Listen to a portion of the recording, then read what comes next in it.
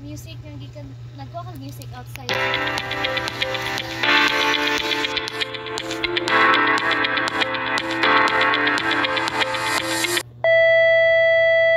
Hep hep, bago ang lahat, intro. Kulturang popular sa kanto. Arat na!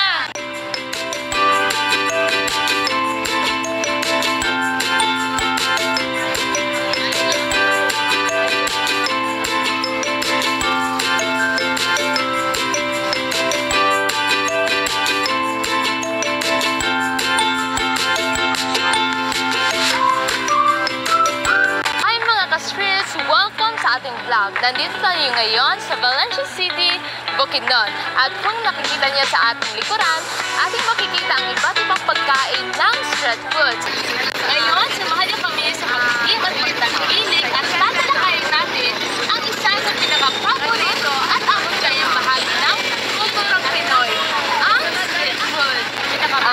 Chicken skin, fried chicken, at tuhog Pinoy. Inadayo ang seafood na ito dahil sa pagiging mura nito. Ang chicken skin ay 10 pesos, habang ang fried chicken naman ay 25 at ito ay depende sa laki, habang ang tuhog-tuhog naman ay 5 pesos. At dahil hindi malinaw sa pandinig ang kuha ng aming video, sasabihin ko na lamang sa inyo ang aming napag-usapan. Sila ma'am po ay hindi po ang may-ari na kanilang ibinibenda, kumbaga sila lamang ay nagtatrabaho dito. Sa isang araw, mayroon silang sweldo na 400 na tumataas hanggang 500 pesos. At sa buwan na kita naman nila, ngunit pinili naman nilang itago ang impormasyong iyon upang protektahan ang kanilang pribasiya.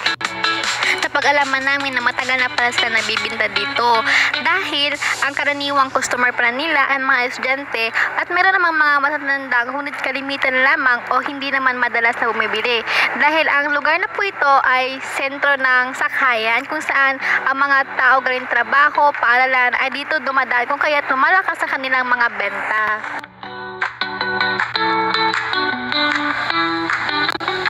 Habang nagbablog kami, napansin namin na parang uulan na sa labas. Yung kaya napag-desisyon na namin na pumasok na lamang sa loob ng Alkino Emporium upang samantalang hindi kami mabasa at upang makahanap ng mga pagkain na karaniwang makikita sa bawat kanto.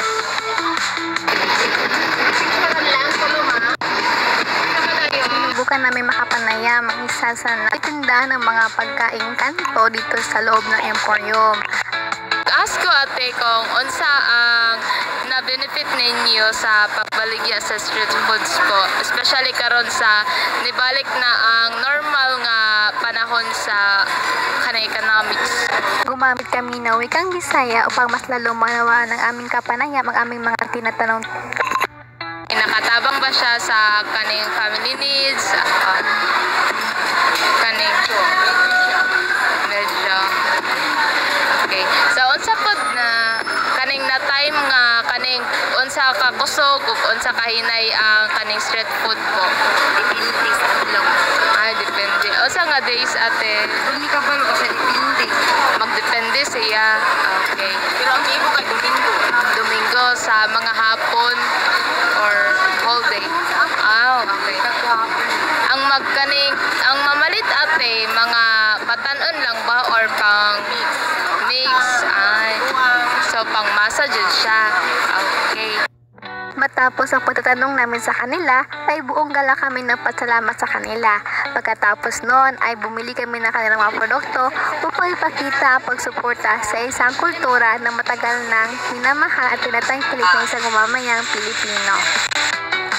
Ang street foods ay isang mahalagang bahagi ng kulturang popular na nagbibigay ng pagkakataon para sa mga tao na magkaisa, mapakita ng kultura at magkaroon ng ekonomiya.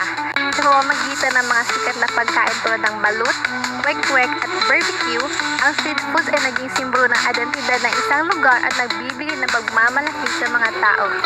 Ito ay hindi lamang isang simpleng pagkain, kundi isang karanasan na nag-uugnay sa mga tao at nagpapalawak ng kanilang kaalaman at pag-unawa sa kultura.